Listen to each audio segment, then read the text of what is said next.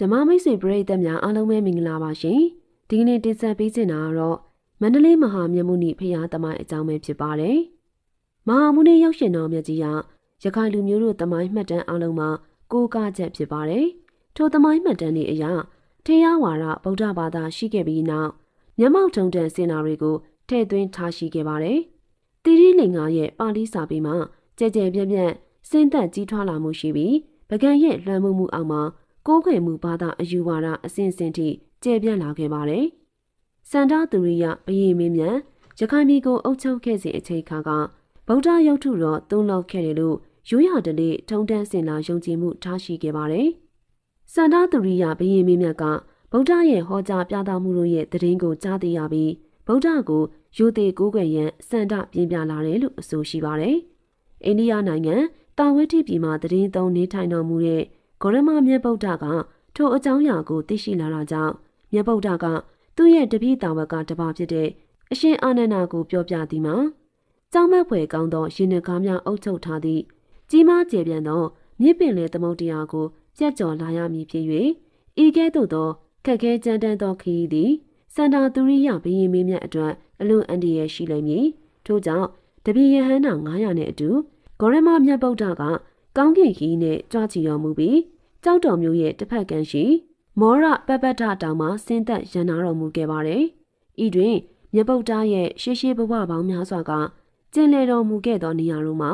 မြတ်ဗုဒ္ဓရဲ့ဓာတ်တော်များကိုဌာပနာထည့်၍ဖျားပထိုးများစွာတို့ကိုတိုင်းပြည်အနှံ့တည်ထားကိုးကွယ်လာကြလိမ့်မယ်လို့ကြိုတင်ဟောကိတ်ထုံဗျာဒိတ်တော်ပေးခဲ့ပါတယ်။အဲဒီလိုမြတ်ဗုဒ္ဓရဲ့ဗျာဒိတ်ပေးချိန်မှာမဟာပထဝီမြေကြီးကတုတ်လှုပ်လာပြီးပင်လယ်သမုဒ္ဒရာရေတို့ကရင်နွေးအိုးစုတကယ်သို့စုပွက်လာခဲ့ပါတယ်။စန္ဒာသူရိယဘယေမင်းမြတ်ကဤနမိတ်ဆောင်တဲ့လက္ခဏာတွေရဲ့ဆိုလိုရင်းကိုသူ့ရဲ့ဗေဒင်စရာဟူရာတက်တို့ကိုမေးမြန်းစုံစမ်းလျက်ထိတ်လန့်တုန်လှုပ်ရခြင်းဖြစ်ပါတယ်။ဂေါရမမြတ်ဗုဒ္ဓရခိုင်ပြည်ကိုရောက်ရှိလာတဲ့အကြောင်းရင်းကိုစန္ဒာသူရိယဘယေမင်းမြတ်သိရှိတော်မူတဲ့အခါရာပေါင်းများစွာသောအချွေရန်တို့နဲ့အတူသူ့ရဲ့မိဖုရားကောင်ကြီးစန္ဒရမာလာသူ့ရဲ့မူမတ်တိုင်းသူပြည်သားတို့နဲ့အတူပပတ္ထတောင်ပေါ်ကိုတွားရောက်ကြပါတယ်။ဘယေမင်းမြတ်ကဂေါရမမြတ်ဗုဒ္ဓကိုအယူသေးပေးပြီးနောက်ဗုဒ္ဓကသူ့အားပရိစ္ဆသမုပ္ပတ်စဝိုင်းတရားတော်ကိုဟောကြားသင်ပြခဲ့ပါတယ်။အဲဒီနောက်မှာတော့မြို့တော်မှာ9ရက်ကြာသတင်းသုံးနေထိုင်တော်မူမှာကိုဗုဒ္ဓကသဘောတူလက်ခံပါတယ်။မြို့တော်မှာမြတ်ဗုဒ္ဓမထွက်ခွာမီမြတ်ဗုဒ္ဓပြိဋိနိဗ္ဗာန်ပြုတော်မူပြီးနောက်နှစ်ပေါင်း9000တိုင်တိုင်ယူသေးလေးစားမှုခံရမည်ဖြစ်တဲ့စံတော်တက်နဲ့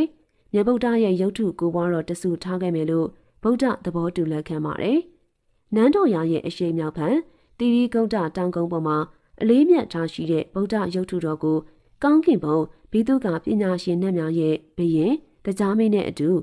စန္ဒာသူရိယဘယေမင်းမြတ်အပါအဝင်တိုင်းသူပြည်သားတို့ကတီထားကိုးကွယ်ကြပါတယ်။ရုပ်ထုတော်အတွင်ပိုင်းကိုဂေါရမမြတ်ဗုဒ္ဓရဲ့ရင်ငွေတော်တက်ထည့်လိုက်တဲ့အခါဂေါရမမြတ်ဗုဒ္ဓနှစ်ဆူရှိလာတဲ့ကဲ့သို့ဖြစ်ပေါ်လာလေတော့တယ်။အံ့ဩကြည်ညိုစရာကောင်းလာတဲ့အင်္ဂါရက်များပေါ်ထွက်လာပါတယ်။မဟာပထဝီမြေကြီးတုန်လှုပ်လာပြီးရုပ်ထုတော်ကတဖြည်းဖြည်းအသက်ရှိလာသလိုသူ့ရဲ့နောင်တော်ဂေါရမမြတ်ဗုဒ္ဓကိုကြိုဆိုတဲ့အနေထားနဲ့မတ်တက်ထားရပါတယ်။အဲဒီနောက်ဂေါရမမြတ်ဗုဒ္ဓက